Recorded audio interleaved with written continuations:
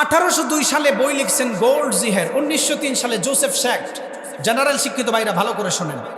গোল্ডজিহের, Joseph শ্যাক্ট ওনার বই লিখছেন origin of Muhammadan jurisprudence, aspect of Islamic civilisation and introduction to Islamic law, Muhammadan law, রাসূল সাল্লাল্লাহু আলাইহি ওয়াসাল্লামের জীবনের উপর ইহুদিরা বই লিখছেন 200 বছর আগে।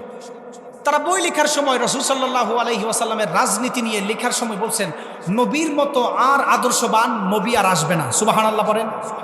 মসজিদের মধ্যে হাঙ্গামা শুরু হয়ে যাবে।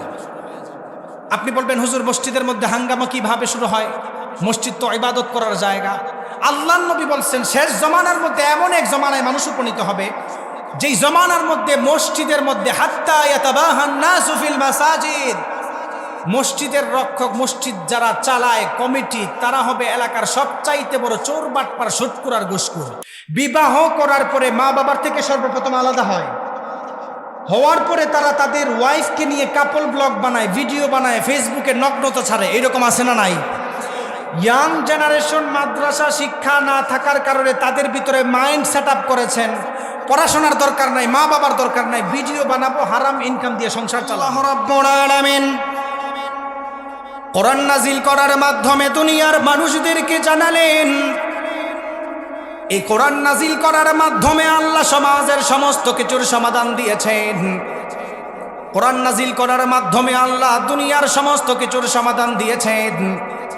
আমাদের সমাজের অধিকাংশ মানুষ চিন্তা করে কিয়ামত হবে না, তাদেরকে আবার হাসরের ময়দানে পুনরুত্থান করতে পারবে না।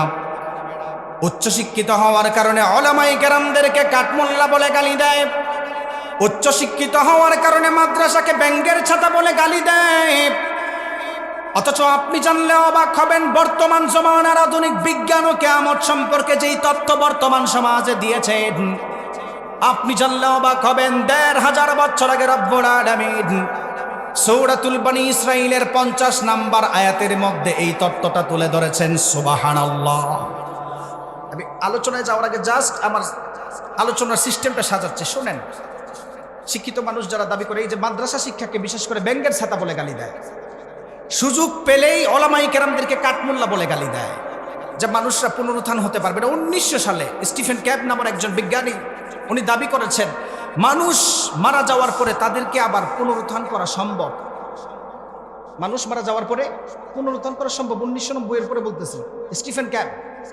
বিশ্ববিদ্যালয়ে থাকা অবস্থায় যখন আল কোরআন ওয়াল মুস্তাশরিকুন এটার উপর পড়াশোনা করেছি, থিসিস করার সময় আল খালিক ওয়া ইলমুল কাউনিয়াত, স্রষ্টা ও সৃষ্টি তত্ত্বের উপর একটা থিসিস লিখতে গিয়ে আয়াতটা তুলে ধরেছিলাম। অধিকাংশ উচ্চশিক্ষিত মানুষ পুনরুত্থানকে বিশ্বাস করে না। 1900 সালের পরে কিছু কিছু মানুষ, শিক্ষিত মানুষ এটা বিশ্বাস করা শুরু করেছেন। আপনি জানলে অবাক হবেন, যেই উলামায়ে কেরামদেরকে, যেই মাদ্রাসাকে ব্যাঙের ছাতা বলে গালি দেন, আল্লাহ রাব্বুল আলামিন 1990 সালে আপনি যেই থিসিস নিয়ে গর্ব করেন, সূরাতুল বনী ইসরাঈলের 50 নম্বর আয়াতে আল্লাহ বলেন, কুল হে নবী আপনি বলেন, কুনু হিজারাতান আও হাদিদা, মানুষ মারা যাওয়ার পরে তাদের হাড্ডি মাংস যদি পাথর কিংবা লোহাও হয়, আমি আল্লাহ তোলার সক্ষমতা রাখি। সুবহানাল্লাহ পড়বেন না? বিজ্ঞানী আয়াত নিয়ে রিসার্চ করছেন, মানুষ নাকি মারা যাওয়ার পরে তাদের হাড্ডি মাংস কখনো কখনো পাথর কিংবা লোহাও হয়। এই আয়াত চুরি করে সে নোবেল নিতে গেছে। যে কথা বলছিলাম, আল্লাহ তাআলা সমস্ত কিছুর জ্ঞান কোরআনে দিয়েছেন। শোনেন, বিশ্ব নবীর কাছে যখন সাহাবায়ে কেরাম হাজির হয়ে গিয়েছে, বিভিন্ন সময় কাফের মুশরিকরা আমার নবীকে প্রশ্ন করত, ইয়া রাসূলুল্লাহ কিয়ামত কবে হবে, আপনি আমাদেরকে জানায় দেন।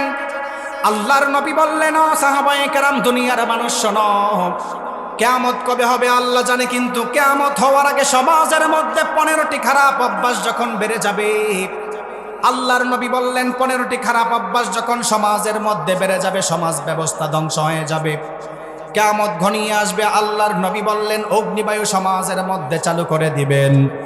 আল্লাহর নবী বললেন, ইযা ফাআলাত উম্মতি 15 খসলাতান হাল্লা বিহাল বালা, উম্মতের মধ্যে 15টি খারাপ অভ্যাস যখন বেশি বেশি বেড়ে যাবে, তখন আল্লাহ তাআলা দুনিয়ার মধ্যে অগ্নিবায়ু চালু করবেন। এক সাহাবী বলল, ওয়া মা হুন্না ইয়া রাসূলুল্লাহ, সেই জিনিসগুলা কি কি? আমি এই হাদিসটা বললে আপনারা মিলায় দেখবেন আমাদের সমাজের অধিকাংশ কার্যকলাপ আল্লাহর নবীর হাদিসের সঙ্গে মিশে যাচ্ছে। আল্লাহর নবী 1 নাম্বার বললেন, উম্মত যখন ধ্বংস হবে সমাজ ব্যবস্থা কেমন ধ্বংস হবে শোনো। 1 নাম্বার হলো ইযা কানাল মাগনামু দুওয়ালা, এমন একটা জমানার মধ্যে মানুষগুলি উপনীত হয়ে যাবে, যেই জমানার মধ্যে রাষ্ট্রের মালগুলিকে মানুষ, এলাকার নেতাগুলি নিজের মাল সম্পদ মনে করে আত্মসাৎ করবে। আপনি তাকায় দেখবেন আমাদের দুনিয়া এখন এমন একটা জায়গায় পৌঁছেছেন, এলাকার নেতাগুলি নিজের এলাকার মাল সম্পদগুলি নিজের নামে বানায়া বাহিরের দেশে পাচার করে, এমন সমাজে আছে না নাই? আপনি তাকায় দেখবেন অধিকাংশ মানুষ দায়িত্ব পাওয়ার পরে দায়িত্বের অবহেলা করে। আল্লাহর নবী বললেন শেষ জমানায় তখন উপনীত হয়ে যাবে, ও সাহাবায়ে কেরাম, ইদা কানাল মাগনামু তুওয়ালা, যখন রাষ্ট্রের সম্পদগুলিকে নিজের বাপ দাদার মাল সম্পদ মনে করবে। আপনি তাকায় দেখবেন বর্তমান দুনিয়ার মধ্যেও মানুষগুলি আছে নিজের বাপ দাদার সম্পদ মনে করে, এলাকার মানুষের চিন্তা করে না, গরিব দুঃখী মানুষের চিন্তা করে না। সমস্ত কিছু এলাকার যত জিনিস আছে নেতা সাহেব নিজের পকেটে ঢুকায়া রাখে আর মানুষদের উপর অত্যাচার করে, এমন আছে না নাই? আমাদেরকে আবার অনেকে অপবাদ দেয় দুনিয়া চালানোর সিস্টেম নাকি আমাদের কাছে নাই। অনেক মানুষ অপবাদ দেয় উলামায়ে কেরামরা নাকি দুনিয়া চালানোর সিস্টেমও জানে না। আপনি জানলে অবাক হবেন, আল্লাহর নবী রাহমাতুল লিল আলামিন নবী কেমন ভাবে সমাজ চালাতেন একটা উদাহরণ দিলে বুঝবেন। আমাদের সমাজে এমন ভাবে অবিচার জুলুম বেড়ে গিয়েছে, এমন পরিমাণ অবিচার জুলুম বেড়ে গিয়েছে, এমন জুলুম বাড়ার কারণে দেখবেন আল্লাহর নবী বলছেন সমাজের মধ্যে যখন জুলুম বাড়বে আল্লাহ তাআলা গজব নাজিল করবেন। অথচ আল্লাহর নবী মানুষদের উপর ইনসাফ করতেন। কেমন ইনসাফ করতেন? উনি কখনো মানুষদের উপর জুলুম করতেন না।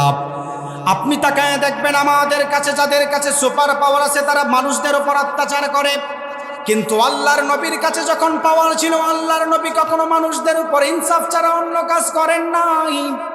উনি বিচার করার সময় উনি ইনসাফ করেছেন, উনি আপন পর চিনেন নাই। বিচার করার সময় সবাইকে এক একটা সমান্তরালের মধ্যে উনি বিচার করেছেন।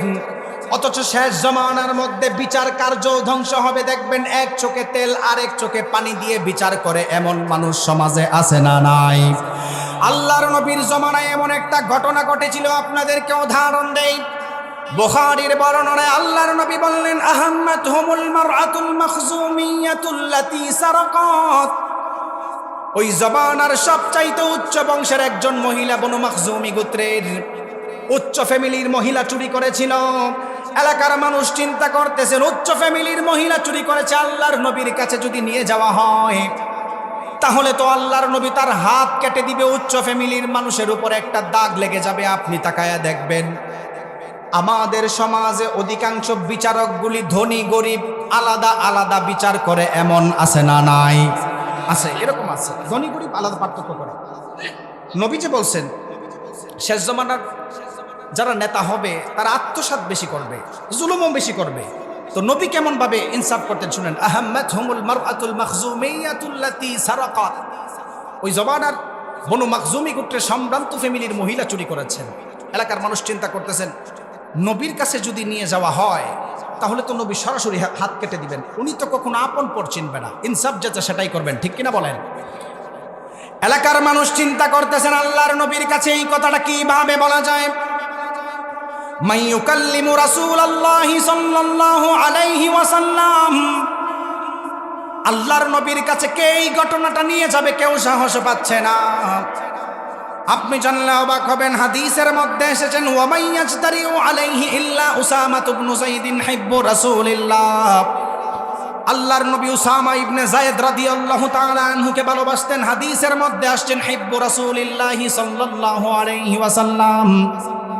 এলাকার মানুষ উসামা ইবনে যায়েদ রাদিয়াল্লাহু তাআলা আনহুর কাছে এই ঘটনাটা নিয়ে গেলেন আল্লাহর নবীর কাছে বর্ণনা করার জন্য। এর পরের দিন উসামা ইবনে যায়েদ রাদিয়াল্লাহু তাআলা আনহু নবীর দরবারে হাজির হয়ে গেল। ফাকাল্লামা রাসূলুল্লাহি সাল্লাল্লাহু আলাইহি ওয়াসাল্লাম। উসামা ইবনে যায়েদ রাদিয়াল্লাহু তাআলা আনহু আল্লাহর নবীকে এই ঘটনা বললেন। আপনি জানলে অবাক হবেন, আল্লাহর নবী বললেন, আতাশফাউ ফি হাদ্দিম মিন হুদুদিল্লাহ। ও উসামা ইবনে যায়েদ, তুমি কি আল্লাহর হদের ব্যাপারে আমার কাছে সুপারিশ করতে আসছো নাকি? চুরি করলে হাত কাটা, চুরি করলে হাত কাটা হবে, এটা কখনো কমানো যাবে না। আল্লাহর নবী দাঁড়ায় গেলেন। কমা ফাখাতাবা, আল্লাহর নবী দাঁড়ায়া তখন বলতে লাগলেন, নবী উসামা ইবনে যায়েদকে বলতেছেন, আতাশফাউ ফি হাদ্দিম মিন হুদুদিল্লাহ, তুমি কি আল্লাহর হদের ব্যাপারে আমার সাথে কথা বলতে আসছো? আচ্ছা আপনি বলেন তো দেখি, আমাদের সমাজে বর্তমানে এইরকম জুলুম চলে কি চলে না? মানুষ যখন কোনো কারণে অন্যায় করে, এটাকে কমানোর জন্য রাতের বেলায় নেতার কাছে গিয়ে টাকা দেয়, এরকম আছে না নাই? আচ্ছা শুনেন, নবী কিন্তু এরকম না। নবী ছিলেন উত্তম আদর্শওয়ালা নবী। কি করছেন শুনেন। বিশ্ব নবী যখন দাঁড়ায় গেল, আইয়ুহান নাস, মানুষদেরকে বলতেছেন, মানুষ শোনো, ইন্নামা দাল্লা মান কানা ক্বাবলাকুম, তোমাদের পূর্বের মধ্যে মানুষ ধ্বংস হয়েছিল কয়েকটা কারণ করার জন্য। এক নাম্বার হলো ইদা সারাকা শরীফ তারাকুহু, যখন সম্ভ্রান্ত ফ্যামিলির মানুষ কিছু করত, চুরি করত, তারাকুহু, তাদেরকে ছেড়ে দিত, মানুষ বিচার করত না। ওয়া ইদা সারাকাদ দাঈফু ফীহিম আকামু আলাইহিল হাদ্দা, আর কোন দুর্বল মানুষ যদি অন্যায় করত, চুরি করত, তাহলে তার বিচার করত, তার বিচার করার জন্য তারা রেডি থাকতো। গরিবদের বিচার হতো, ধনীদের বিচার হতো না। আপনি তাকায়া দেখেন আমাদের সমাজে কোট টাই পরে রাষ্ট্রের টাকা বাহিরের দেশে পাচার করে, কিন্তু তাদের বিচার করার মতো কোনো ক্ষমতা সমাজে নাই, ঠিক কিনা? বিশ্বনবী বললেন উম্মত ধ্বংস হয়েছিল আগের জামানার। এক নাম্বার হলো ইদা সারাকা শরীফ তারাকুহু, ধনী মানুষ যখন চুরি করত, সম্ভ্রান্ত ফ্যামিলির মানুষ চুরি করত, ছেড়ে দিত। ও ইদা সারাকাদ দাঈফু ফীহিম আকামু আলাইহিল হাদ্দা, যখন কোন দুর্বল মানুষ চুরি করত, তাদেরকে বিচার করত। আল্লাহর নবী ওয়াইমুল্লাহ দাঁড়ায় কসম খেলেন, ওয়াইমুল্লাহ, লাউ আন্না ফাতিমাতা বিনতা মুহাম্মাদিন সাল্লাল্লাহু আলাইহি ওয়াসাল্লাম, আমি নবীর মেয়ে ফাতেমা রাদিয়াল্লাহু তাআলা আনহা, সারাকাত লা কাতা মুহাম্মাদুন ইয়াদাহা, আল্লাহর নবী বললেন, আইয়ুহান নাস, শোনো, আমি নবীর মেয়ে ফাতেমাও যদি আজকে এই কাজ করত, সারাকাত, চুরি করত, লা কাতা মুহাম্মাদুন ইয়াদাহা, আল্লাহর নবী ঘোষণা করেছেন আমি আমার মেয়ের হাতটাও কেটে দিতাম, কখনো চিন্তা করতাম না। তাহলে চিন্তা করেন কোন জমানায় আমরা পড়ছি। নবী নিজের মেয়ের ক্ষেত্রে বলছেন, লাউ আন্না ফাতিমাতা বিনতা মুহাম্মাদিন সাল্লাল্লাহু আলাইহি ওয়াসাল্লাম সারাকাত লা কাতা মুহাম্মাদুন ইয়াদাহা, আমি আমার মেয়ের হাত কেটে দিতাম। তাহলে এক নাম্বার আল্লাহর নবী বলছেন এমন এক জমানার মধ্যে মানুষ উপনীত হবে, যেই জমানার মধ্যে ইযা কানাল মাগনামু দুওয়ালা, রাষ্ট্রের ধন সম্পদের কোনো হিসাব নিকাশ থাকবে না। এরপরে সাহাবায়ে কেরাম বলল, ওয়া মা হুন্না ইয়া রাসূলুল্লাহ, উম্মত ধ্বংস হওয়ার অন্যতম আরেকটা আলামত কি? আল্লাহর নবী বললেন, ওয়াজ যাকাতু মাগরামা, শেষ জমানার মানুষগুলি যাকাতকে জরিমানা মনে করবে। আপনি বলবেন, হুজুর মানুষগুলি যাকাতকে আবার কিভাবে জরিমানা করে? আপনাদেরকে উদাহরণ দিলে বুঝবেন। শরীয়তের স্ট্রাকচার হলো যাকাত দেওয়ার সিস্টেম আছে, কতটুকু ধন সম্পদ আপনি যাকাত দিবেন, যাকাত দেওয়ার সিস্টেমটা সেখানে আছে। কিন্তু আমাদের সমাজের মানুষের উপর যদি 10 লাখ টাকা যাকাত ফরজ হয়, 5 লাখ টাকা নিজের নামে যাকাত দেয়, আর 5 লাখ টাকা ব্যাংকে গচ্ছিত রাখে, এমন মানুষ সমাজের মধ্যে আছে না নাই? অথচ যাকাত দেওয়ার সিস্টেমটা হলো, যাকাত দেওয়ার নিয়ম হলো আপনি মানুষদেরকে ডেভেলপ করবেন। কিন্তু আমাদের সমাজের মানুষ যাকাতকে এখন তামাশা বানায় ফেলছেন।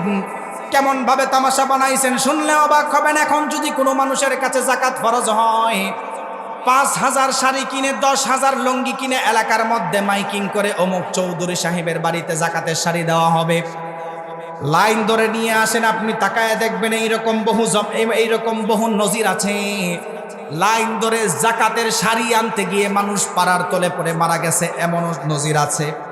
অথচ আমাদের সমাজের মানুষ যাকাত 5 লাখ টাকা আসলে 2.5 লাখ টাকা নিজের নামে দেয়, 2.5 লাখ টাকা ব্যাংকে রাখে। এরকম মানুষ আছে না নাই? আছে। যাকাতকে জরিমানা মানা করে। আপনাদেরকে সূরা তাওবা এর 74 এবং 75 নম্বর আয়াতে শানে নজর শোনায়, শোনেন। রাসূল সাল্লাল্লাহু আলাইহি ওয়াসাল্লামের পিছনে নামাজ পড়তো সাহাবা, যারা মন গড়া মতো যাকাত দেন, তারা ভালো করে শোনেন, মন গড়া মতো যারা যাকাত দেন, নবীর পিছনে নামাজ পড়তো, আয়েশা বলতো, ইয়া রাসূলুল্লাহ, আপনি একটু দোয়া করেন আল্লাহ তাআলা যেন আমার ব্যবসায় বরকত দান করেন। আমাকে যদি আল্লাহ তাআলা ধনী বানায়, তাহলে আমি আল্লাহর রাস্তায় দান করব। আমার নবী বললেন, শেষ জামানার মানুষগুলি ওয়াজ যাকাতু মাগরামা, যাকাতকে জরিমানা মনে করবে। আপনি মনে করবেন যাকাতকে জরিমানা বলতে কি বুঝালেন? উদাহরণ দিলে ভালো করে বুঝবেন। সাহাবা আল্লাহর নবীর দরবারে হাজির হয়, আমার নবীকে বলতো, ইয়া রাসূলুল্লাহ, আপনি আমার জন্য দোয়া করেন, আল্লাহ তাআলা যেন আমাকে ধন সম্পদ বাড়ায় দেয়, আল্লাহ তাআলা যেন আমাকে ধন সম্পদ বাড়ায় দেয়। আল্লাহ যদি আমাকে ধন সম্পদ বাড়ায় দেয় অবশ্যই আমি যাকাত দিব। আল্লাহর নবী বললেন, ও সাহাবা, আমি এই দোয়া করব না। দুনিয়ার মধ্যে আমি মানুষদেরকে সুপথ দেখানোর জন্য এসেছি। আমি যদি দোয়া করি আল্লাহ তাআলা, আমি যদি চাইতাম আমার দোয়ার কারণে আল্লাহ তাআলা মক্কা মদিনার পাহাড়গুলিকে স্বর্ণের রূপান্তরিত করে আমার পিছনে লাগায়া দিত, আমি এগুলা করি না। প্রথম দিন যখন সাহাবা চলে গেল, দ্বিতীয়বার আল্লাহর নবীর দরবারে হাজির হয়ে গেল। আমার নবীকে বলল, ইয়া রাসূলুল্লাহ, আপনি আমার জন্য দোয়া করেন, আল্লাহ তাআলা যেন আমাকে ধনী বানায়া দেয়। আপনি জানলে অবাক হবেন, আল্লাহর নবী দ্বিতীয়বারও দোয়া করেন নাই। তৃতীয়বার যখন আল্লাহর নবীর দরবারে হাজির হয়ে গেলেন, আল্লাহর নবী দুই হাত তুলে দোয়া করলেন, ওগো আল্লাহ, আপনি সালাবার ব্যবসার মধ্যে ধন সম্পদ বাড়ায়া দেন। আল্লাহর নবী দোয়া করার সঙ্গে সঙ্গে কবুল হয়ে গিয়েছে, সালাবার ব্যবসার মধ্যে বরকত এসেছেন। সুবহানাল্লাহ। ব্যবসা বড় হয়ে গেছে। ব্যবসা বড় হওয়ার পর সালাবা ব্যবসা করতেছেন মদিনা শহরের ভিতরে তো বড় ব্যবসা করা যায় না, সে এলাকা থেকে চলে গেছে। আল্লাহ তাআলা কোরআন কারীমের সূরাতুল বাকারা এর 155 নম্বর আয়াতে বলছেন, আল্লাহ তাআলা ধন সম্পদ দিয়ে মানুষদেরকে পরীক্ষা করেন। যাদের ধন সম্পদ আছে, ধন সম্পদ আসার পরে যারা মসজিদ মাদ্রাসা থেকে দূরে চলে যায়, মনে রাখবেন এটা আল্লাহর পক্ষ থেকে গজব। যেই ধন সম্পদ আপনাকে মসজিদ মাদ্রাসা ওলামায়ে কেরাম থেকে দূরে নেয়, এটা আপনার জন্য গজব। আর যেই ধন সম্পদ আপনাকে মসজিদ মাদ্রাসার মধ্যে আইনা ঢুকায়, আল্লাহর সাথে কানেক্ট করে মসজিদের সাথে সম্পর্ক বাড়ায়, ওই ধন সম্পদ আল্লাহর পক্ষ থেকে রহমত। সাহাবা যখন ব্যবসা বড় করে ফেললেন, এলাকার মানুষরা চিন্তা করলেন, সাহাবা তো মদিনা শহর থেকে বের হয়ে গেল। কিছুদিন পর আল্লাহর নবী খবর নিলেন, সাহাবাকে তো এখন আর মসজিদের মধ্যে দেখা যায় না। আপনি জানলে অবাক হবেন, এক সাহাবী বলল, ইয়া রাসূলুল্লাহ, সাহাবার ব্যবসা বড় হওয়ার কারণে সাহাবা এখন ঠিক মতো 5 ওয়াক্ত নামাজ পড়তে আসে না, ব্যবসা নিয়ে ব্যস্ত থাকে। আল্লাহর নবী কষ্ট পেলেন। কিছুদিন পর খবর নিয়ে দেখলেন সাহাবা ধন সম্পদ এত পরিমাণ বাড়ছে, বাড়ার কারণে আর জুমার নামাজটাও ঠিক মতো পড়তে পারে না। নাউযুবিল্লাহ। আল্লাহর নবীর কাছে আয়াত নাজিল হলো, গো আল্লাহর নবী, যারা মুসলিম রয়েছে তার থেকে আপনি যাকাত নেন। আমার নবী লিস্ট করলেন, শরীয়তের স্ট্রাকচার অনুযায়ী উনি লিস্ট করলেন। সাহাবায়ে কেরামদেরকে পাঠালেন, যাদের যাদের উপর যাকাত ফরজ হয়েছে তাদের উপর থেকে কিন্তু তুমি যাকাত নাও। আপনি জানলে অবাক হবেন, সাহাবার নামটাও প্রথম সারির মধ্যে ছিল। কিছু কিছু মানুষ সাহাবার কাছে আল্লাহর নবীর চিঠি নিয়ে গিয়েছে। আমার নবীর চিঠি দেখিয়ে বলল, সাহাবা তোমার উপর যাকাত ফরজ হয়েছে, যাকাতটা দাও। সাহাবা তখন বলছেন, এত যাকাত আমি দিতে পারবো না। আমি কি কাফের মুশরিক নাকি? আমি এখানে জিজিয়া দিয়ে থাকি না, তুমি চলে যাও, আমি পরবর্তীতে চিন্তা করব। বিশ্ব নবীর দরবারে যখন সাহাবায়ে কেরাম হাজির হয়ে গেল, আমার নবী যাকাতের ব্যাপারে খবর নিলেন। তখন এক সাহাবী সাহাবার বিহেভিয়ার সম্পর্কে আল্লাহর নবীকে বলল, ওগো আল্লাহর নবী, সাহাবা এই কথা বলেছেন। আল্লাহর নবী কষ্ট পেলেন। আল্লাহ তাআলা আয়াত নাজিল করছেন, ওগো আল্লাহ, এমন কিছু মানুষ পাবেন যারা ধন সম্পদ হওয়ার আগে আল্লাহর কাছে দোয়া করে, আল্লাহ ধন সম্পদ হলে অবশ্যই যাকাত দিব, কিন্তু ধন সম্পদ হওয়ার পরে তারা আল্লাহকে ভুলে যাবে, তাদের থেকে যাকাত নেওয়ার দরকার নাই। আল্লাহ তাআলা আয়াত নাযিল করছেন। তখন সালাবার এক আত্মীয় ছিল, উনি এটা শোনার পরে ভয় পাইছেন, সালাবার দরবারে হাজির, চলে গেছে ঘোড়া দৌড়ায়। এই সালাবা, নবীর দুয়ার কারণে তোমার ধন সম্পদ বাড়ছে, আর শরীয়তের আইন অনুযায়ী যাকাত দিবা, তুমি ডিনাই করলা। আয়াত নাজিল হয়েছে, তাড়াতাড়ি নবীর কাছে যাও। যাদের 5 লাখ টাকা যাকাত আসলে 2 লাখ টাকা ব্যাংকে ভরেন, আর 2 লাখ টাকার যাকাত ছিটা ফোটা দেন, তারা শোনেন। আপনি কিন্তু নবীকে দেখেন নাই, আমি নবীর সঙ্গে ভাত খাই নাই, যুদ্ধ করি নাই। সাহাবা নবীর পিছনে ছিল। বিশ্ব নবী যখন এই কথা বললেন, সাহাবার আত্মীয় সাহাবাকে বললেন, ও সাহাবা,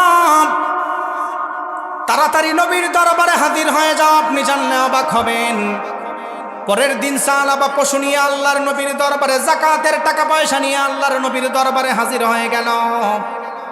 আমার নবীও তখন আর যাকাত নেয় নাই। সাহাবাকে বলল, সাহাবা, আমি তোমার যাকাত নিতে পারবো না। কিছুদিনের মধ্যে আল্লাহর নবী দুনিয়া ত্যাগ করলেন। সাহাবা আল্লাহর নবীর কাছে আর যাকাত দিতে পারলেন না। আবু বকর রাদিয়াল্লাহু তাআলা আনহুর জামানায় সাহাবা আবার হাজির হয়ে গেল। আবু বকর রাদিয়াল্লাহু তাআলা আনহুকে বললেন, ও খলিফা, দয়া করে আপনি আমার যাকাত নিয়ে আমাকে হালকা করেন, আপনি জানলে অবাক হবেন। আবু বকর রাদিয়াল্লাহু তাআলা আনহু বললেন, ও সাহাবা, আল্লাহর নবী দুনিয়ায় থাকা অবস্থায় তোমার যাকাত নেয় নাই, আমি আবু বকর তোমার যাকাত নিতে পারবো না, চলে যাও। আপনি জানলে অবাক হবেন, আবু বকর রাদিয়াল্লাহু তাআলা আনহুর জামানায় যাকাত দিতে পারে নাই। ওমর রাদিয়াল্লাহু তাআলা আনহুর জামানায় সাহাবা হাজির হয়ে গেল, যাকাত দিতে পারে নাই। ওমর রাদিয়াল্লাহু তাআলা আনহু সাহাবাকে বললেন, ও সাহাবা, আল্লাহর নবীর জীবদ্দশায় তোমার যাকাত নেয় নাই, আবু বকরের জামানায় তোমার যাকাত নেয় নাই, আমি ওমর তোমার যাকাত নিতে পারবো না, চলে যাও। আপনি জানলে অবাক হবেন, ওসমান রাদিয়াল্লাহু তাআলা আনহুর জামানায় সাহাবা যাকাত না দিয়েই মারা গিয়েছেন। অথচ আপনি চিন্তা করতে পারেন নাই, ধন সম্পদ হওয়ার পরে আপনি মসজিদ মাদ্রাসা থেকে দূরে চলে গেলেন। সাহাবার মতো কপাল খারাপ নিয়ে দুনিয়া ত্যাগ করা ছাড়া আর কিছুই জুটবে না, ঠিক কিনা? 5 লাখ টাকা যাকাত, 2 লাখ টাকা ব্যাংকে ভরেন, দুর্ভাগ্য ছাড়া কিছু না।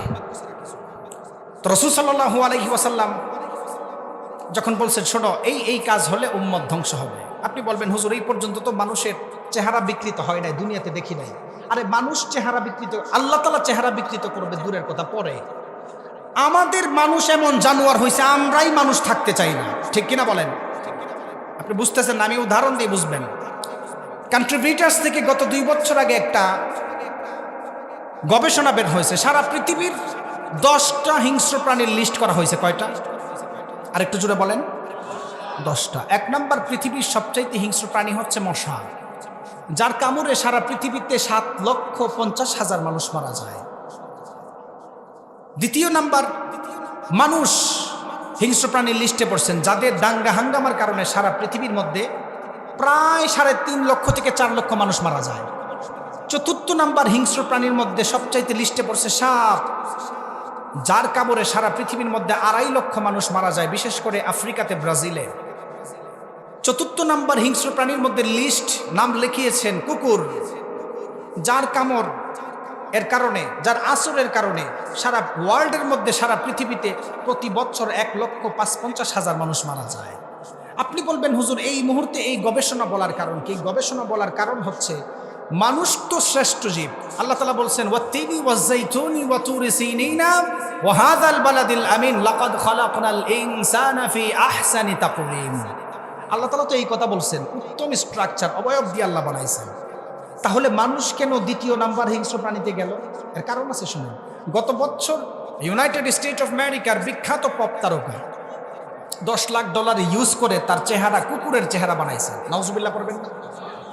আল্লাহ তাআলা যে বলছেন খাসফান আও মাসখান, মানুষদের চেহারা বিক্রি করবে, আল্লাহ তাআলা করবে, এটা আমরা বিশ্বাস করি। কিন্তু মানুষই তো আর মানুষ থাকতে চায় না, জানোয়ার বনতেছে, ঠিক কিনা বলেন? বিশ্বনবী সাল্লাল্লাহু আলাইহি ওয়াসাল্লামকে বললেন, ইয়া রাসূলুল্লাহ, উম্মত ধ্বংস হওয়ার অন্যতম আরেকটা আলামত কি? গুরুত্বপূর্ণ পয়েন্ট শুনেন। আল্লাহর নবী বললেন, উম্মত ধ্বংস হওয়ার অন্যতম আরেকটা আলামত হলো ওয়া তুআল্লিমা লিগাইরিদ দ্বীন, দিন বিরোধী শিক্ষা ব্যবস্থা সমাজের মধ্যে চালু হয়ে যাবে। আপনি জানলে অবাক হবেন, আমাদের সমাজে এখন কোরআন বিরোধী শিক্ষা ব্যবস্থা সমাজের মধ্যে চালু হয়েছে। আমাদের সমাজের অধিকাংশ উচ্চ শিক্ষিত মানুষ আছে, ওলামায়ে কেরামদেরকে দেখতে পারে না, মাদ্রাসার ছাত্রদেরকে কাঠমোল্লা বলে গালি দেয়, এমন আছে না নাই? আপনি তাকায় দেখবেন, আমাদের সমাজে মাদ্রাসা শিক্ষার বিরুদ্ধে আরো শিক্ষা ব্যবস্থা দাবি করে। আল্লাহর নবী বললেন, ওয়া তুআল্লিমা লিগাইরিদ দ্বীন, দিন বিরোধী শিক্ষা ব্যবস্থা সমাজের মধ্যে চালু হবে। আপনারা অনেকেই ভাববেন যে, হুজুর, দিন বিরোধী শিক্ষা ব্যবস্থা মনে হয় শেখ হাসিনা চালাইছেন না? দিন বিরোধী শিক্ষা ব্যবস্থা আওয়ামী লীগও করে নাই, বিএনপিও করে নাই। করে নাই বলতে তারা করছে, কিন্তু তাদের গুড়া আরেক জায়গায়। উদাহরণ দিলে বুঝবেন। আমাদের সমাজের মানুষ গুমরা হওয়ার কারণ হচ্ছে 2টা। কয়টা বলেন? আমি নতুন একটা তথ্য দিয়ে যাই, কোন ওলামায়ে কেরাম এই কথা বলছে কিনা আমি জানি না, শুনেন, বোঝার বিষয়। মাদ্রাসাকে কেন ব্যাঙের ছাতা বলে গালি দেয়? ওলামায়ে কেরামদেরকে কেন ব্যাকডেটেড বলে গালি দেয়? ওলামায়ে কেরামদের সাথে কেন এখনের ইয়াং জেনারেশন মিশতে চায় না? এর নতুন তথ্য আপনাদেরকে দেই, শোনেন ভালো করে। মানুষ ধ্বংস হয় 2 শ্রেণীর মানুষের কারণে। কয় শ্রেণীর মানুষ? নবী যে বলছেন, ওয়া তুআল্লিমা লিগাইরিদ দ্বীন, দিন বিরোধী শিক্ষা ব্যবস্থা চালু হবে। আপনি মনে করছেন 2025 সালে? না, আজকে থেকে প্রায় 2 থেকে 250 বছর আগেই শিক্ষা ব্যবস্থাকে ধ্বংস করার পায়তারা করেছেন ইংরেজরা। উদাহরণ দেই শুনেন। আমাদের সমাজের অধিকাংশ উচ্চশিক্ষিত মানুষ বাহিরের দেশে পড়াশোনা ডক্টরেট করার পরে বাংলাদেশে আসার পরে দেখবেন তারা আইসা বলে মাদ্রাসা শিক্ষা এগুলা কোনো আধুনিক শিক্ষা ব্যবস্থা না। এরকম আছে না নাই? মাদ্রাসা শিক্ষাকে ব্যাকডেটেড বলে, ওলামায়ে কেরামদেরকে গালি দেয়। এর কারণ কি? এর কারণ শুনেন। ইংরেজরা এই উপমহাদেশ, ভারত উপমহাদেশ 190 বছর রাজত্ব করছেন। কত বছর? আর একটু জোরে বলেন। 190 বছর। শিক্ষণীয় বিষয় শুনেন। 190 বছরের মধ্যে সর্বপ্রথম তারা ইস্ট ইন্ডিয়া কোম্পানির নামে 100 বছর রাজত্ব করছে এই উপমহাদেশ। আপনি তো হিসাব রাখেন না, আমাদের বাংলাদেশ সহ সাবকন্টিনেন্টাল দেশ, পুরা সাবকন্টিনেন্টাল দেশ ইংরেজরা আসার আগে আমরা 7 নম্বর ধনী ছিলাম। কত নম্বর?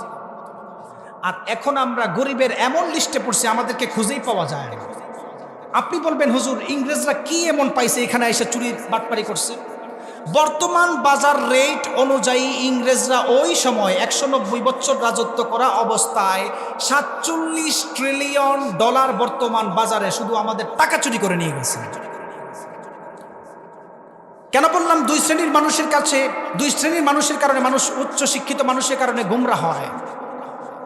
অধিকাংশ মানুষ এখন লামাযহাবী হয়ে যাচ্ছে, সমাজের মধ্যে আহলে কোরআন বেড়ে যাচ্ছে, মাদ্রাসা শিক্ষার বিরোধিতা করতেছে। এর কারণ আছে, শোনেন, আপনি ভালো করে শোনেন। উচ্চশিক্ষিত মানুষরা বিশেষ করে অক্সফোর্ড ইউনিভার্সিটিতে পড়াশোনা করে, টরন্টো ইউনিভার্সিটিতে পড়াশোনা করে, বোস্টন ইউনিভার্সিটিতে পড়াশোনা করে আসার পর, সেখান থেকে আসার পরে তারা বাংলাদেশে আসবে। আসার পরে বলে না, মাদ্রাসায় যে কোরআন কিতাব পড়া হয় এগুলা পুরাতন জিনিস, এইগুলা মানুষদেরকে কখনো সত্যিকারের মানুষ বানাতে পারে না। এই কথা বলে কি বলে না? বলে। বিশ্ববিদ্যালয়ে থাকা অবস্থায় প্রফেসর ডক্টর রশিদ জাহিদ হাফিজাহুল্লাহ আমাদেরকে একটি কিতাব পড়াইছেন, আল কোরআন ওয়াল মুস্তাশরিকুন। মাদ্রাসায় পড়ানো হয়, এটা মাদ্রাসার উস্তাদরা বুঝবেন ইস্তেশরাক সম্পর্কে। কিন্তু যারা জেনারেল আছেন ভালো করে শোনেন, আরবিতে যেটাকে মুস্তাশরিকিন বলে, ইংলিশে সেটাকে ওরিয়েন্টালিস্ট বলে, বাংলাতে সেটাকে প্রাচ্যবাদ বলে। সমাজের কিছু প্রাচ্যবাদের কারণে আজকে আমাদের মাদ্রাসা শিক্ষাকে ব্যঙ্গের ছাতা বলে গালি দেয়। ইংরেজরা যখন 190 বছর আমাদেরকে রাজত্ব করে চলে যায়, তারা গবেষণা চালাইছেন উপমহাদেশের উপরে। উপমহাদেশ কেন এত উন্নত ছিল, কি কারণে? আপনি জানলে অবাক হবেন। তাদের কাছে থিসিস গেছেন, গবেষণা গেছেন। উপমহাদেশ, ভারত উপমহাদেশ ইসলাম এবং মাদ্রাসা শিক্ষার কারণে উন্নত হয়েছিল। সুবহানাল্লাহ পড়বেন না? সেই মাদ্রাসার কথা আজকে আপনাদেরকে বলতেছি। তারা ওই জামানায় 2 জন কুখ্যাত ইহুদি আছে, 2 জন কুখ্যাত ইহুদি। বর্তমানে আমাদের সমাজে খ্রিস্টান মিশনারি চালু আছে। 1802 সালে বই লিখছেন গোল্ডজিহের, 1903 সালে জোসেফ শেক্ট। জেনারেল শিক্ষিত ভাইরা ভালো করে শোনেন। গোল্ডজিহের, জোসেফ শেক্ট ওনার বই লিখছেন origin of Muhammadan jurisprudence, aspect of Islamic civilisation and introduction to Islamic law, Muhammadan law, রাসূল সাল্লাল্লাহু আলাইহি ওয়াসাল্লামের জীবনের উপর ইহুদিরা বই লিখছেন 200 বছর আগে।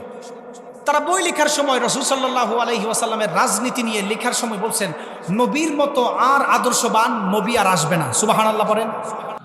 ইহুদিদের বই পড়ার পর আপনি সর্বপ্রথম সুবহানাল্লাহ পড়বেন, কারণ এটা আপনাকে খাওয়ানোর জন্য বলছে। অরিজিন অফ মুহাম্মাদান জুরিসপ্রুডেন্স এই বইয়ের মধ্যে মধ্যখানে লিখছেন, রাসূল সাল্লাল্লাহু আলাইহি ওয়াসাল্লাম যে যুদ্ধ করতেন, এই যুদ্ধ ইসলামকে সমুন্নত করার জন্য করেন নাই, বরং উনি নারী পাওয়ার জন্য যুদ্ধ করত। নাউজুবিল্লাহ পড়বেন না? উচ্চশিক্ষিত মানুষ অক্সফোর্ড ইউনিভার্সিটিতে যখন ইংলিশে বায়োগ্রাফি অফ মুহাম্মদ সাল্লাল্লাহু আলাইহি ওয়াসাল্লাম পড়ে, বিকৃত রাসূল সাল্লাল্লাহু আলাইহি ওয়াসাল্লাম বিকৃত জীবন আদর্শ যখন তারা লিখে, বিকৃতভাবে নবীর আদর্শকে বিকৃতভাবে বুঝায়, তারা এগুলা পড়ে। পড়ার পরে দেশে এসে বলে, হুজুররা জিহাদ জিহাদ করে, এগুলা তো জঙ্গিবাদ। ঠিক কিনা বলেন? কোত্থেকে জঙ্গিবাদ গালি আসছে ভালো করে শোনেন। দ্বিতীয় নাম্বার, গোল্ডজিহের কুখ্যাত ইহুদি বই লিখছেন। তারা ইউরোপের মধ্যে ওয়েস্টার্ন ইসলামিক স্কলার হিসাবে পরিচিত। সবচাইতে বড় ধোঁকার জায়গা এটা। ইউরোপ আমেরিকাতে তাদেরকে বড় আলেম হিসাবে জানে, বড় আলেম। অথচ সে একজন ইহুদি, সে বই লিখছেন রাসূল সাল্লাল্লাহু আলাইহি ওয়াসাল্লাম যেটাকে হাদিস বলে, হাদিস ইসলামের সেকেন্ডারি দলিল, এটা কোনো হাদিস না। এগুলা বিভিন্ন জায়গা থেকে ইমাম শাফি রহমতুল্লাহি আলাই কালেক্ট করে এসে এগুলা মুসলিমের নামে চালাই দিয়েছেন। নাউজুবিল্লাহ বলবেন না? এই কারণে গত 2 বছর আগে দেখছেন আরেক বিন হাবিব সাহেব এক জায়গায় বক্তব্য দিচ্ছেন, এক নেতা সাহেব মাইক নিয়ে বলতেছেন, এতক্ষণ এখানে যত হাদিস বলা হয়েছে সবগুলা মিথ্যা। নাউজুবিল্লাহ বলবেন না?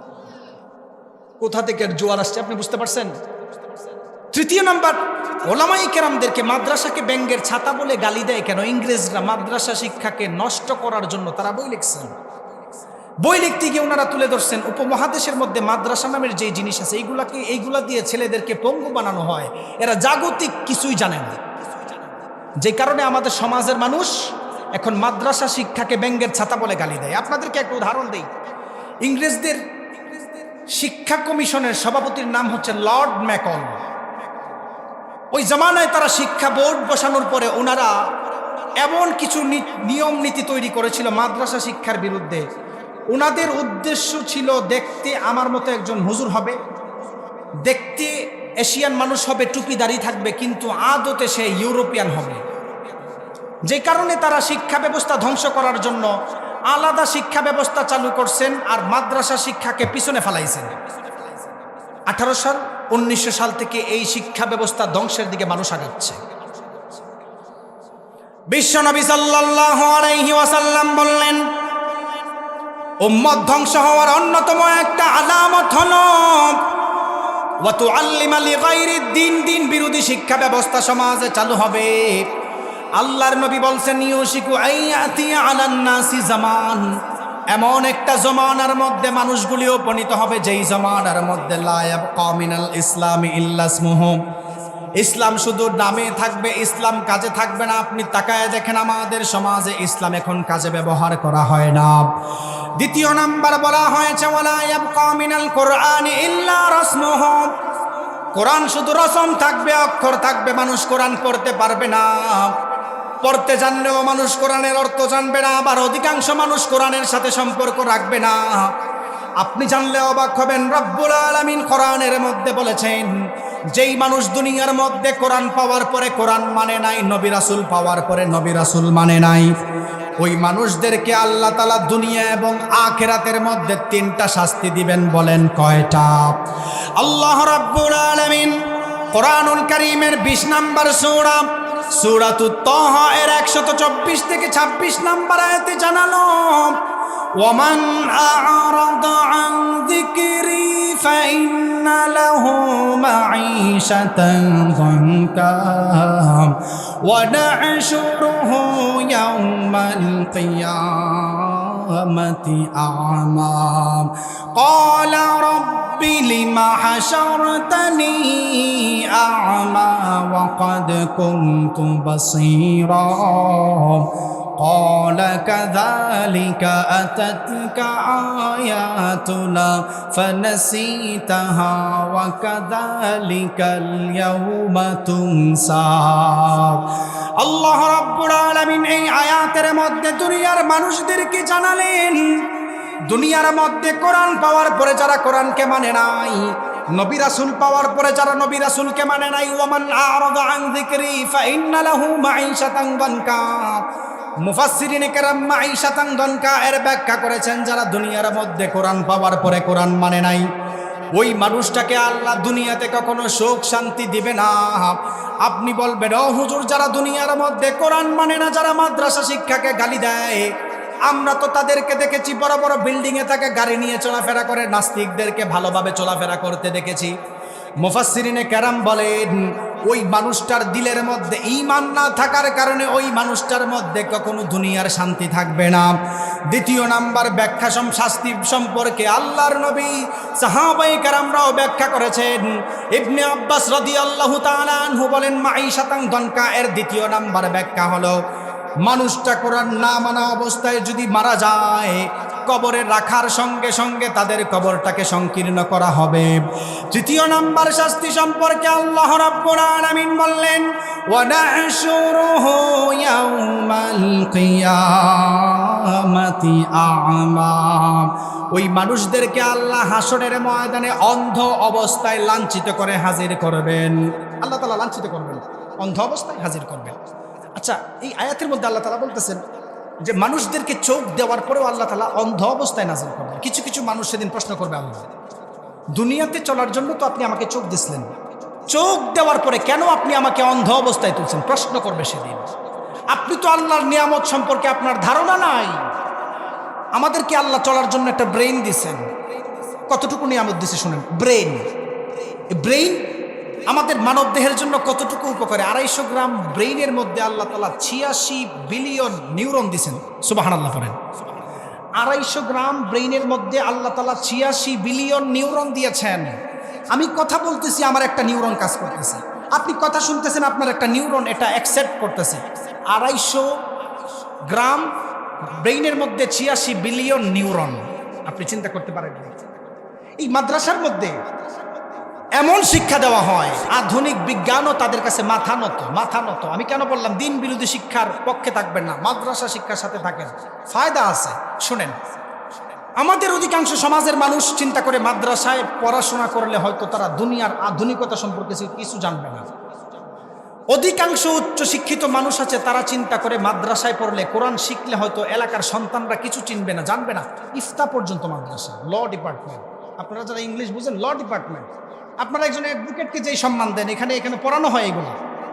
এই আইন ছাড়া, ইফতা বিভাগের ফতুয়া ছাড়া বাংলাদেশের ল অকেজ। ঠিক কিনা বলেন? যে কথা বলতেছিলাম, মাদ্রাসা শিক্ষা কতটুকু বর্তমানে দরকার। অধিকাংশ মানুষ চিন্তা করে মাদ্রাসায় শিক্ষা লাভ কি, আমাদের সন্তানরা কিছু কি তৈরি করতে পারছে, এরকম বলে কি বলে না। আমি আপনাদেরকে উদাহরণ দিই, শোনেন। আমরা সবাই অসুস্থ হলে হসপিটালে যাই কি যাই না? কে কে যান না? হাত তুলেন তো।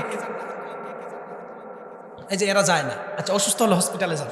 আমি বুঝতেছি, আপনারা যদি না বুঝেন আমাকে একটু বলিয়েন, বোঝানোর দায়িত্ব আমার। গতানুগতিক ওয়াজের মতন একটু শোনেন। মাদ্রাসার ছাত্রদের ইতিহাস ভালো করে শোনেন। এই সমাজের মধ্যে যারা মাদ্রাসাকে গালি দেয়, ভালো করে শোনেন। আপনি যে অসুস্থ হলে হসপিটালে যান, দিন বিরোধী শিক্ষা ব্যবস্থার পক্ষে থাকেন, মাদ্রাসা শিক্ষার বিরোধিতা করেন, দেখেন আপনাদের জন্য মাদ্রাসা শিক্ষার আলেমরা কি তৈরি করে গেছে। শোনেন এবার ইতিহাস। অসুস্থ হলে হসপিটালে যান। একজন বলেন তো দেখি, চিকিৎসা বিজ্ঞান উন্নত করলো কি? বলতে পারবেন কেউ? চিকিৎসা বিজ্ঞান, আপনারা ইবনে সিনার নাম বলবেন, এটা জানেন আপনারা? ইবনে সিনা না, ইবনে সিনার আগেও চিকিৎসা বিজ্ঞান সর্বপ্রথম স্পেনের একজন মুহাদ্দিস আবুল কাসেম আল জাহরাবি রহমতুল্লাহ আলাইহি তৈরি করেছেন। সুবহানাল্লাহ বলেন। উনি একজন মাদ্রাসার মুহাদ্দিস।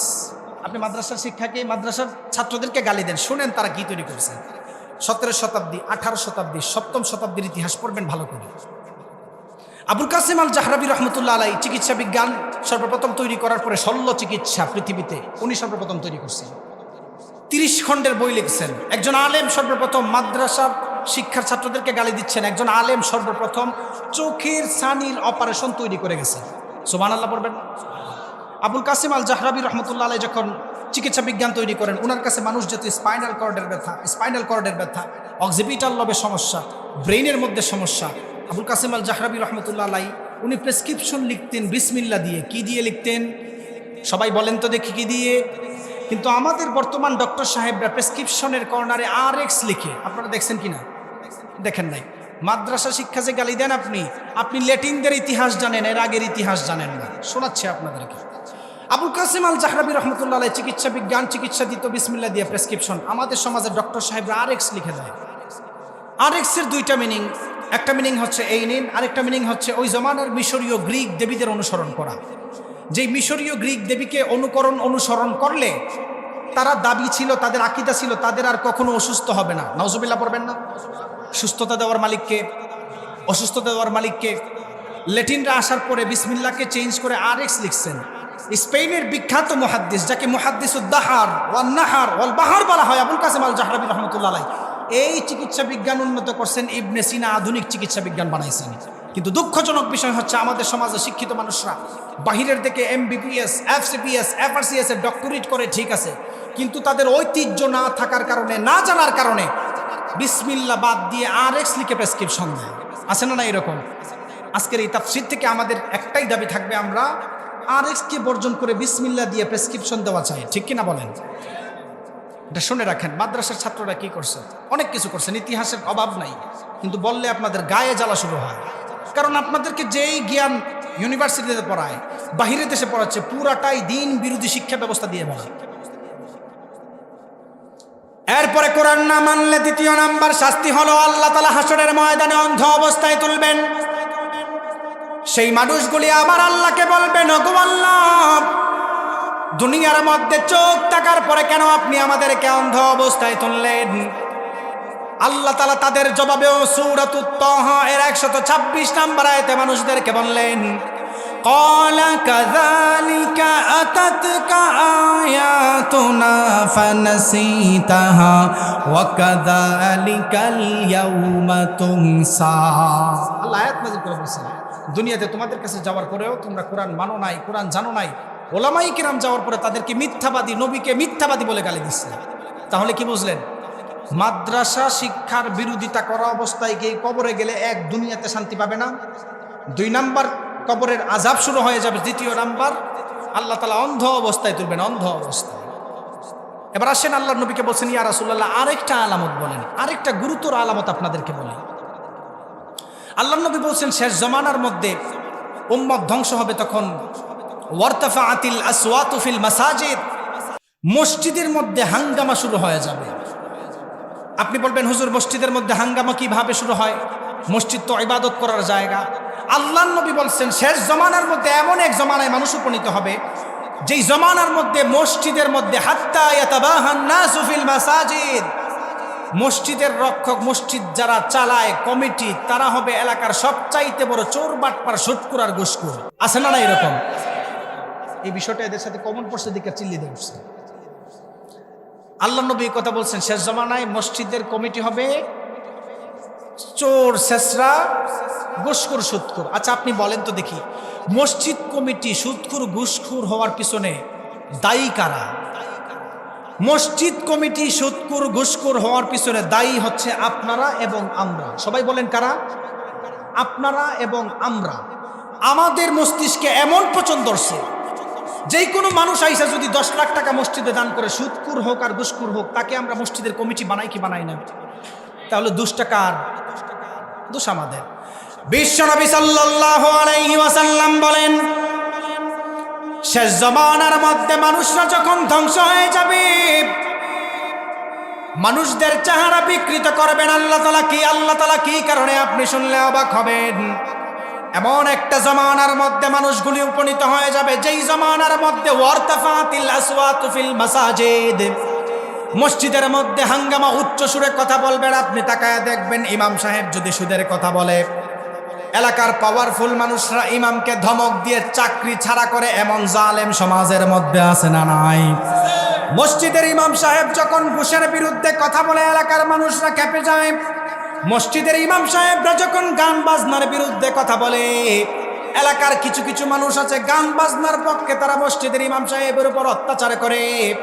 আল্লাহর নবী বললেন, ও সাহাবায়ে কেরাম, এমন একটা জমানার মধ্যে মানুষ উপনীত হবে মাসাজিদুহুম আমিরাতু ওয়া হিয়া খারাবুম মিনাল হুদা, মসজিদ থেকে হেদায়েত শূন্য হবে। আপনি বলবেন, ও হুজুর মসজিদ তো নামাজ পড়ার জায়গা, হেদায়েত ছাড়া কিভাবে আবার হলো? আপনি তাকায় দেখবেন মসজিদের বিল্ডিং ঠিক আছে, কিন্তু মসজিদের ভিতরে পাক্কা ইমানদার মুসল্লি খুঁজে পাওয়া যায় না, ঠিক কিনা? মসজিদের মাসাজিদুহুম আমিরা ওয়া হিয়া খারাবুম মিনাল হুদা, আল্লাহ নবী বলছেন হাত্তা ইয়াতাবাহান নাসু ফিল মাসাজিদ, মসজিদের বিল্ডিং বানানো নিয়ে প্রতিযোগিতা থাকবে, প্রতিযোগিতা। বাগেরহাটে যদি কেউ 10 তলা বিল্ডিং একটা মসজিদ করে, আপনাদের পাশের জেলা যশোর, তারা বলবেন না বাগেরহাটে 10 তলা মসজিদ বানাইছে, আমারও 10 তলার থেকে 12 তলা বানানোর দরকার। আছে না এইরকম? মসজিদ দিয়ে মানুষ বাড়াবাড়ি শুরু করেছেন, কিন্তু মসজিদে সত্যিকারের মুসল্লি খুঁজে পাওয়া যাচ্ছে না। এমন কিছু কমিটি এখন বাংলাদেশের মসজিদে আছে, ইমাম সাহেবের 10 মাসের বেতনও বাকি রাখে, সুদের কথা বললে আবার তার উপর অত্যাচারও করে, ঠিক কিনা বলেন? ওলামায়ে কেরামদের ছোট করে, মাদ্রাসা শিক্ষাকে ছোট করে।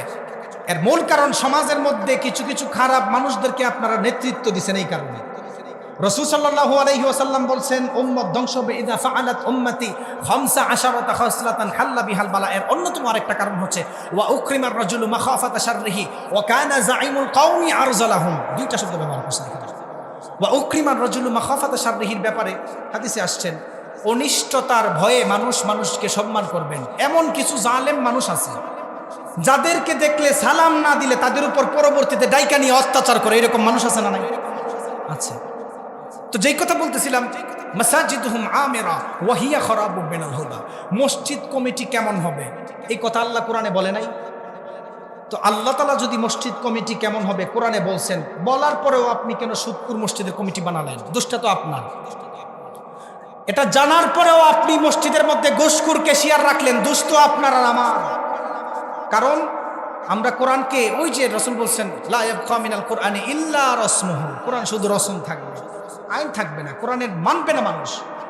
আল্লাহ তাআলা তো স্পষ্ট বলছেন কারা মসজিদ কমিটি হবে তাদের কয়েকটা গুণ আছে, তাদের কয়েকটা গুণ আছে। এর মধ্যে আল্লাহ তাআলা বলছেন 1 নম্বর ইমানদার, যারা কিয়ামতের বিশ্বাস করে, কিয়ামতকে বিশ্বাস করে, যাকাত দেয়।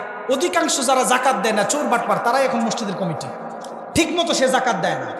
যেই মানুষ ঠিক মতো যাকাত দেয় না, যেই মানুষ মানুষের উপর জুলুম করে, ওই সমস্ত কুলাঙ্গারকে মসজিদ কমিটিতে রাখা যাবে না। ঠিক কিনা বলেন? যারা যাকাত দেয় না ঠিক মতো, সে আবার মসজিদ কমিটির দায়িত্ব কি? আপনি বলেন। যাকাত দিবে, নামাজ পড়বে, এরকম মানুষ দেখবেন। আপনাদের ট্র্যাডিশন চেঞ্জ করেন, আপনাদের ট্র্যাডিশন চেঞ্জ করেন, আপনাদের চিন্তাধারা চেঞ্জ করেন। টাকাওয়ালা মসজিদ কমিটি হওয়া জরুরি না। আপনার এই বাগেরহাট বাজারে যদি কেউ বাদামও বিক্রি করে, আল্লাহওয়ালা সৎ মানুষ, তাকে মসজিদের সভাপতি বানাবেন, মসজিদের কমিটিতে রাখবেন। মসজিদে আবার সভাপতি কি? মসজিদের মধ্যে গিয়ে সভাপতি হোমতাম করে, ওলামায়ে কেরামদেরকে গালি দেয়, হুজুরের উপর অত্যাচার করে, ঠিক মতো বেতনও দেয় না, এরকম মসজিদও আছে। ইমাম সাহেবরা জুলুমের বিরুদ্ধে কথা বললে তাদের উপর অত্যাচার হয়।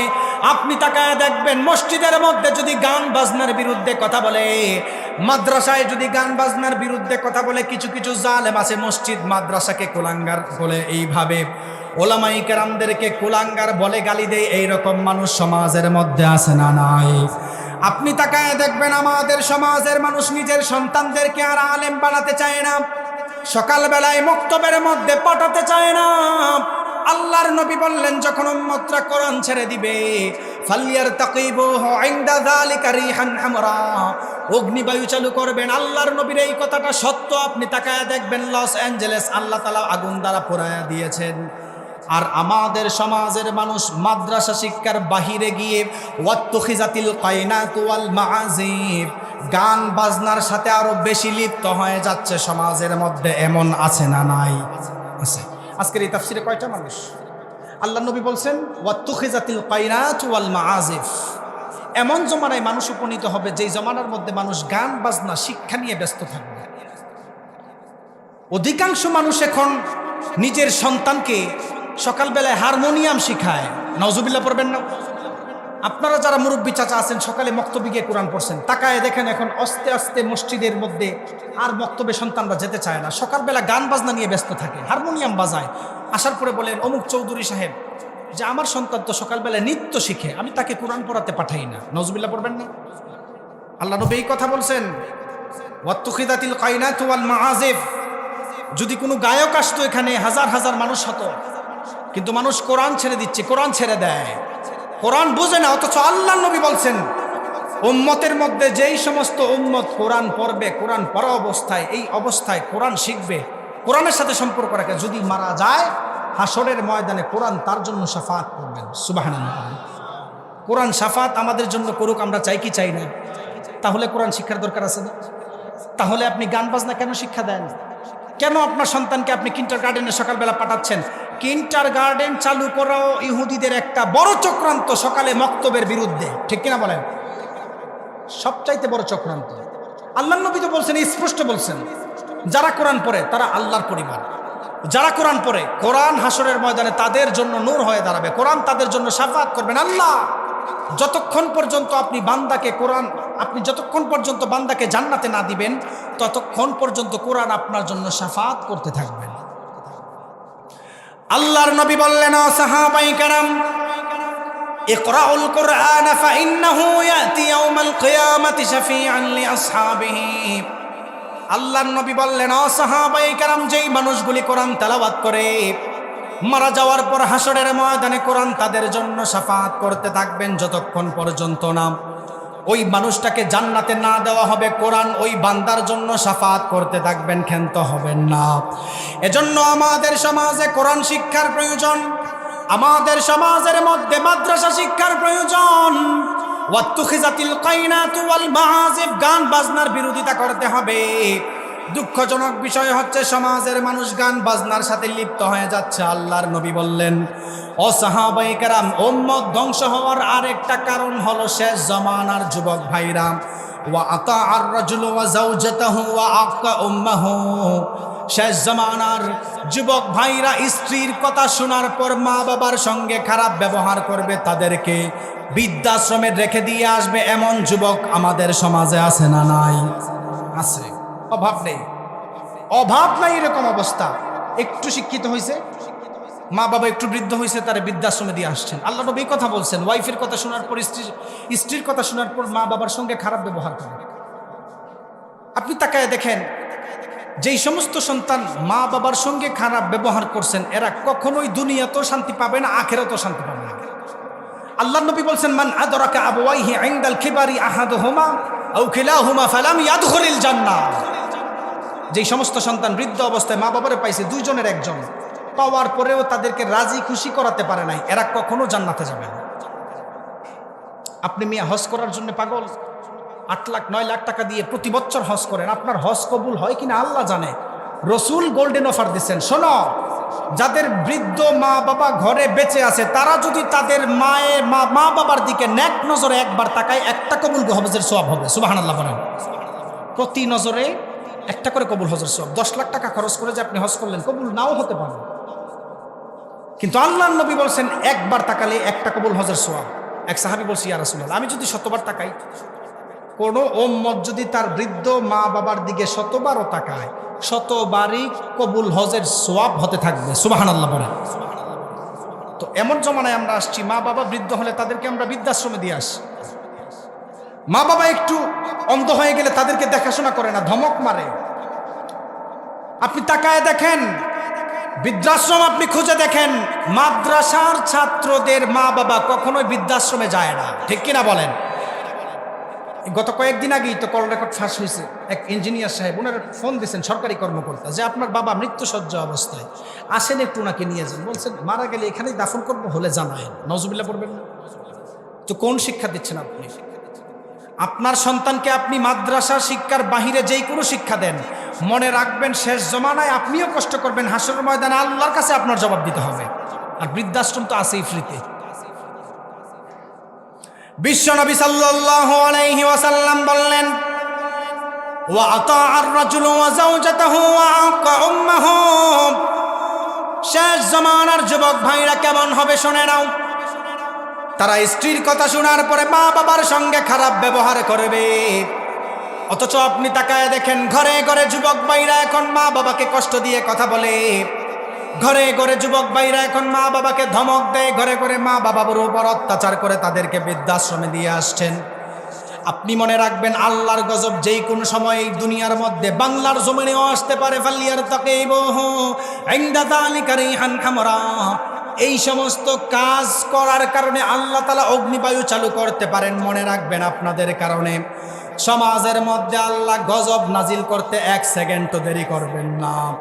আপনি জানলে অবাক হবেন, আমাদের জমানার সবচাইতে বড় একটা ফিতনা হচ্ছে এখন মানুষদেরকে প্রতারণা করা।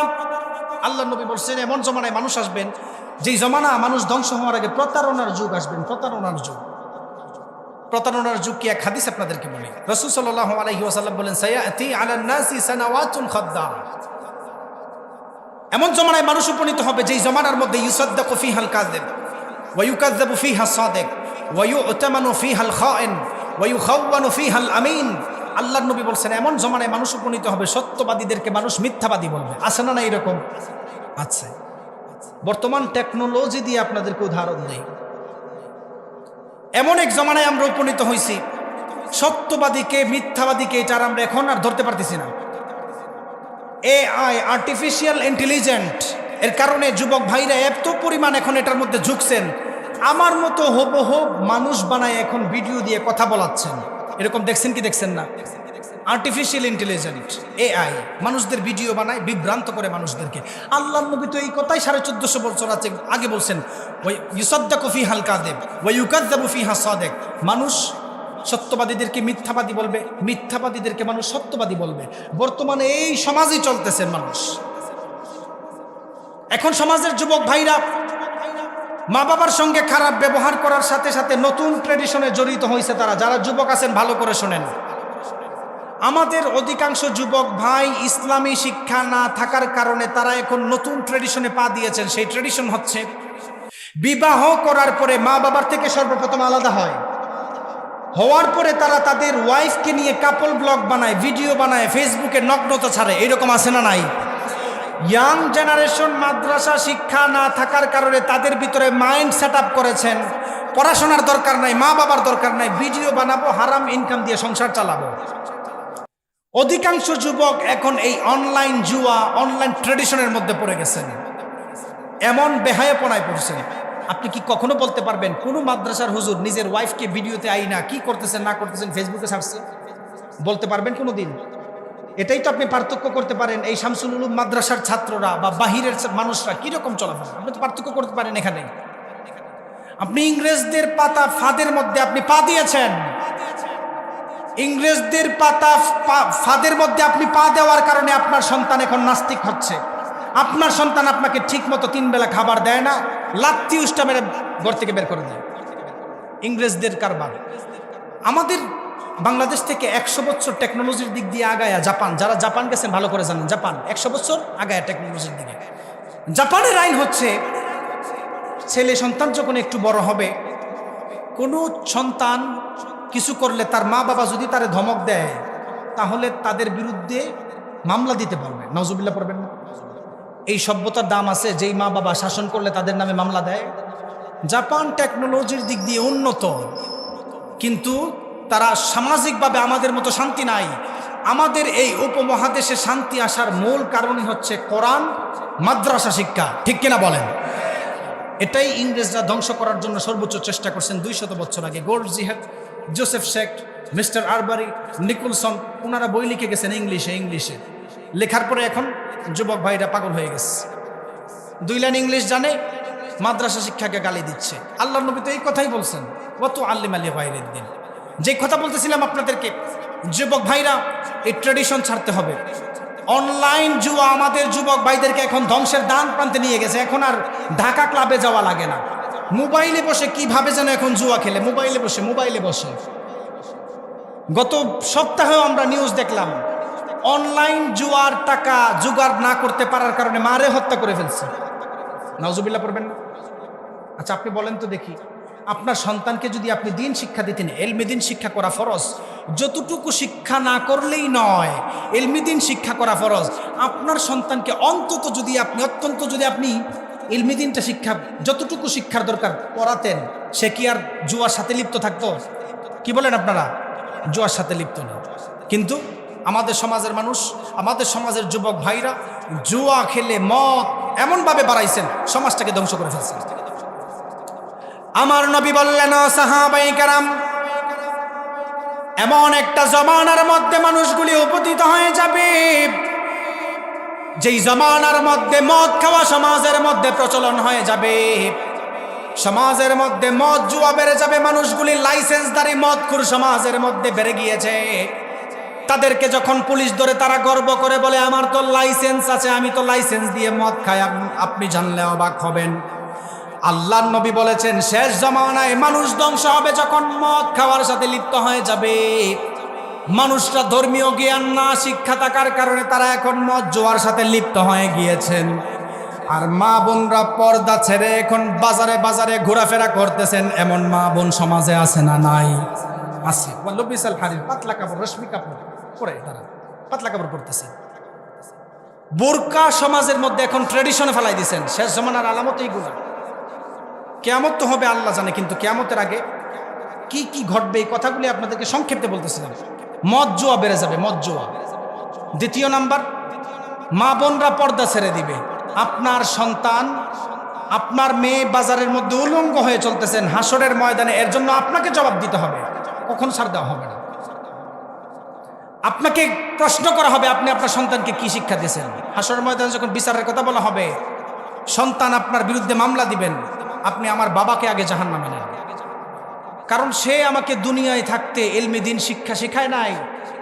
যেই সন্তানকে আপনি হাসরের ময়দানে আপনার পক্ষে পাবেন না, সেই সন্তানকে আপনি ইহুদি খ্রিস্টানদের চাল চলন শিখাচ্ছেন, মনে রাখবেন জাহান্নামের কারণ হবে। ঠিক কিনা বলেন? এই জন্য যে কথাগুলি আপনাদেরকে বলছেন, এই কথাগুলির উপরে বিশেষ করে মাদ্রাসা শিক্ষাকে কখনো অবহেলা করা যাবে না। মাদ্রাসা শিক্ষার বিরোধিতা ইংরেজরা করেছিল, ইংরেজরা তৈরি করেছেন। মাদ্রাসা শিক্ষার ব্যবস্থা রাসূল সাল্লাল্লাহু আলাইহি ওয়াসাল্লাম থেকে আসছেন, এটা দ্বারা এখনো আছেন, কিয়ামতের আগ পর্যন্ত থাকবেন। এটার পক্ষে যারা থাকবে তারাই সুপথে যাবে, আর এটার বিপক্ষে যারা যাবে ইহুদিদের পক্ষে থাকবে, ইহুদিদের সঙ্গে তাদের হাসর হবে। ঠিক কিনা বলেন? এজন্য ইহুদিদের কোনো থিসিস পরে মাদ্রাসা শিক্ষাকে গালি দেওয়া যাবে না। ইহুদিদের বই পড়ার পরে আপনি ওলামায়ে কেরামদেরকে গালি দেওয়া যাবে না। আপনি সৌদি আরবে গিয়ে লামাজহাবি হয়ে গেছেন, আয়েশা বাংলাদেশে আলেমদেরকে গালি দেন।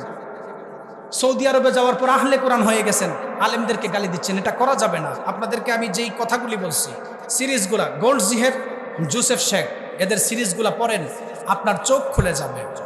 উচ্চশিক্ষিত মানুষ যারা আছেন, ইংলিশ বুঝেন, তারা পড়েন, এইগুলা পড়ার পরে চোখ খুলে যাবে।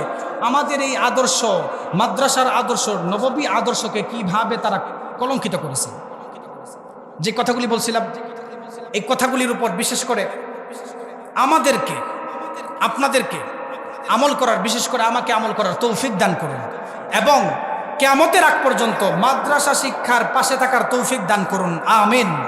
আমরা কারা কারা মাদ্রাসা শিক্ষার পক্ষে আছে, দুইটা হাত তুলেন। আল্লাহ তাআলা যারাই আছে, আল্লাহ তাআলা আমাদের সবাইকে কিয়ামতের আগ পর্যন্ত মাদ্রাসা শিক্ষার সাথে থাকার তৌফিক দান করুন। আমিন।